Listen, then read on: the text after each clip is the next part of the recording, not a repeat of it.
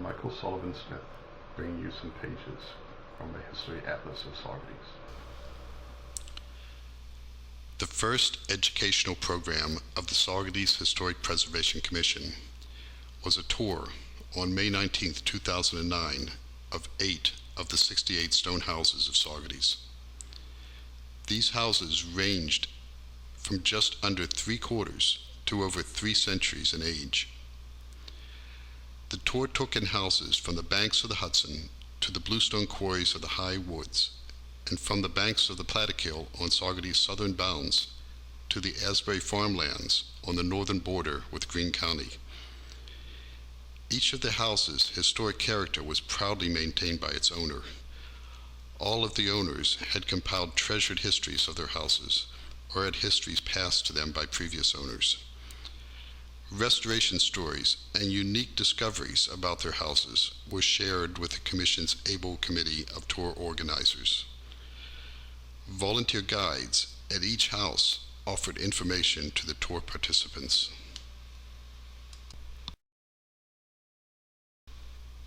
Seeing and feeling the heritage these owners are so proud to have preserved is an educational experience that could only be had through the tour. No picture or written word can convey the profound experience of history gained from being physically up close to these stone houses in their natural settings. This video montage encapsulates the tour in the order the houses were visited, and as much as possible tries to convey the impressions of the settings, structures, and visual details of each house on the tour. The tour began with the houses on the northern half of the town. Number 1 was the 1712 Minder's House, overlooking the river on part of the land first conveyed in the 1687 Meals and Hayes patent. The original small open design of the house with no basement was expanded in 1748 when a basement and raised larger section was added. A kitchen addition was enclosed on the opposite side with a distinctive brick front. This is the house of an early Dutch settler. The present owner has painstakingly matched the original stone in a modern kitchen addition.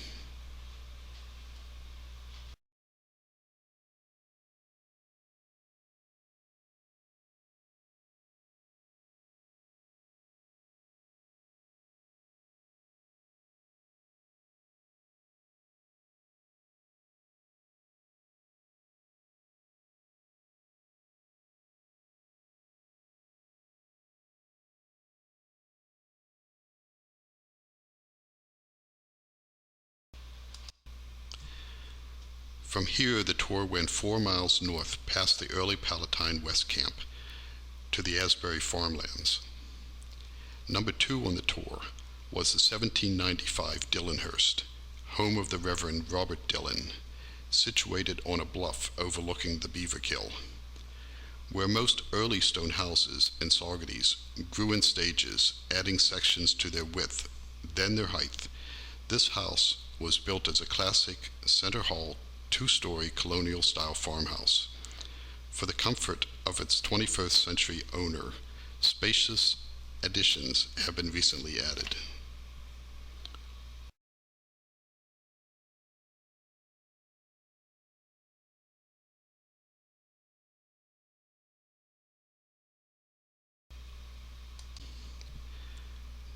Just around the corner and right on the ancient course of the King's Highway is number 3 on the tour, the Sebring House.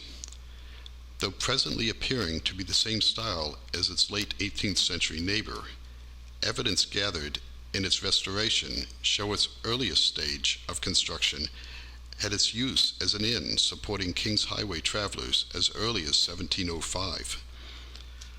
The selection of the stone in the walls of this house show that the builder was highly sensitive to the different types of materials available in this region of the town.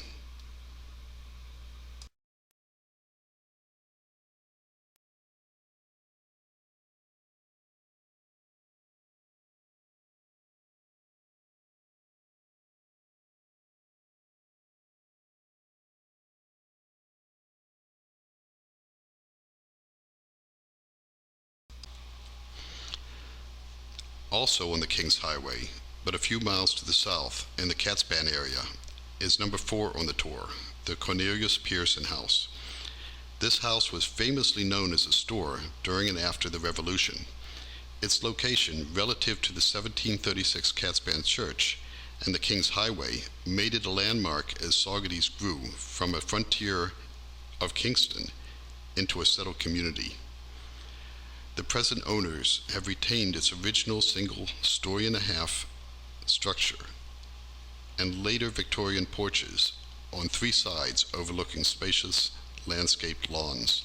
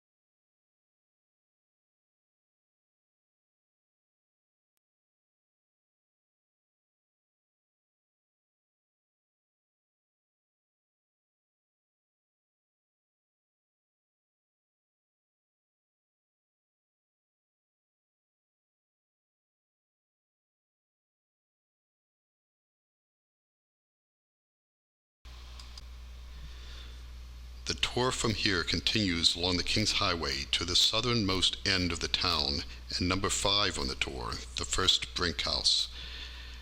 This is the earliest house in this part of the town. It dates from near 1700 on land that can be traced to settlement as early as 1677. It is a single-room structure and one of the few that survived the typical widening and then raising of the original stone walls to make the house larger. Actually, early photographs show a bluestone expansion later removed in favor of the present 2-story frame addition from the late 19th century.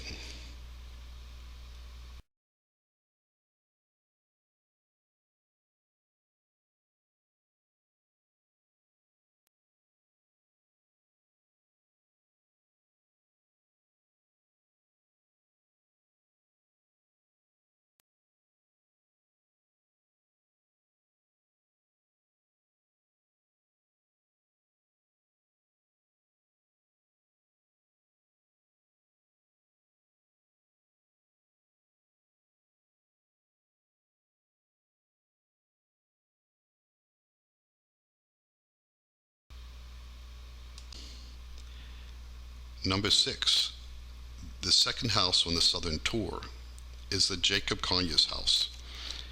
It is dated a bit later than the first Brink House, but still related to this post-1677 early settlement.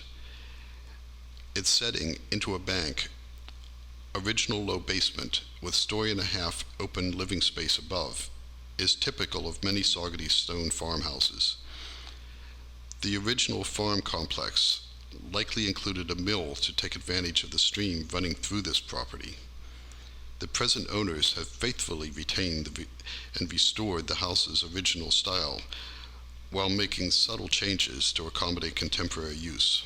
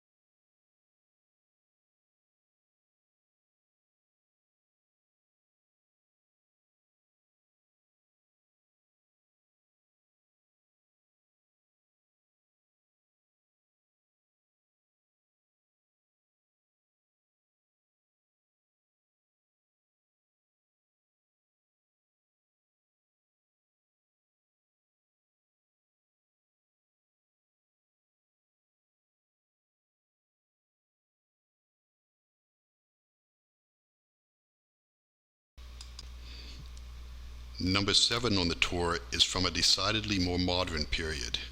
It is the only stone house in Saugerties related to the Depression era of the 1930s, when the WPA trained artisans to build in stone. The dominant example of this style is the Art Students League complex further west in Woodstock, but many other examples remain in Saugerties as stone bridges and retaining walls. The artist builder of this house, John Liello, had weathered beams applied to window and door openings and as internal supports to match the natural look of the bluestone walls.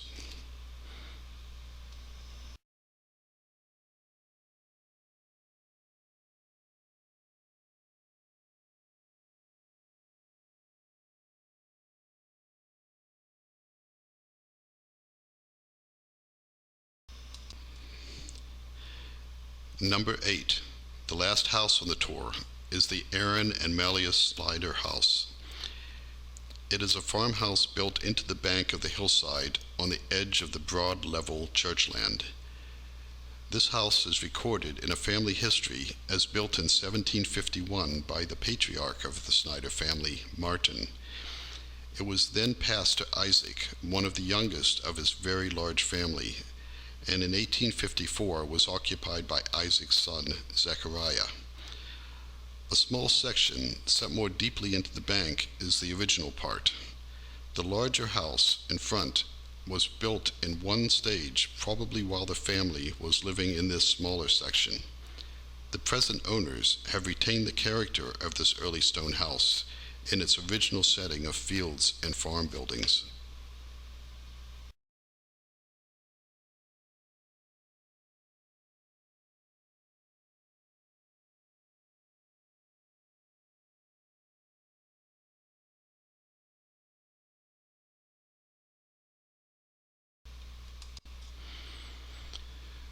The Saugerties Historic Preservation Commission is the part of the town government that makes sure that the physical remains of our history are not lost. It was organized under Local Law Number 3 of 2004. To be appointed to the commission, one must have a background of past professional or volunteer activities dedicated to historic preservation.